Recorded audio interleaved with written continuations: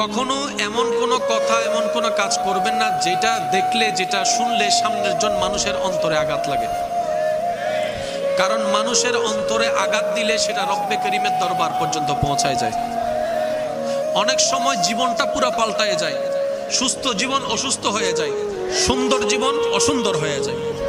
কখনো কাউকে এমন কোনো কথা বলবেন না যেটা তার জীবন চলাকে পথ বাঁধা দেয়। কোনো রোগী দেখতে গেল, এটা আমার একটা ব্যক্তিগত আবদার, কখনো কোনো মারাত্মক রোগের রোগী দেখতে গেল তাকে এমন ধরনের কথা বলবেন না যেটা শুনে তার মনে আরো ভয় ঢুকে যায়। পারলে এমন কিছু কথা বলবেন যেটা শুনে তার মনে উৎসাহ লাগে, সাহস পায়। মনে করেন অনেক বড় রোগী, অনেক বড় মারাত্মক রোগের রোগী, আপনি তার পাশে গিয়ে বলবেন, আরে এটা কোনো চিন্তার বিষয় এসেছে নাকি? কত হাজার হাজার এই রোগের রোগী আছে।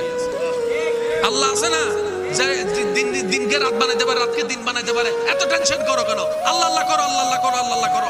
অন্তত আপনার কথাটা শুনলে কিছুক্ষণের জন্য হলো তার মনের মধ্যে একটু শান্তির বাতাস বইবে। বলেন না সুবহানাল্লাহ। কখনো কাউকে দেখে বলবেন না, কিরে এত শুকাই গেছস কেন, এত মোটা হয়ে গেছস কেন, তোর চেহারা তো পুরা মরা মাইনছে চেহারা চলে আসছে, ডাক্তার দেখা, এমন হয় এমন। এইসব কথা কখনো বলার দরকার, জোরে বলেন না, বলার দরকার। কারণ মানুষের অন্তরে আঘাত পেলে রব্বে করিম এটার বিচার করবেই করবে, এটা বিচার করবেই করবে।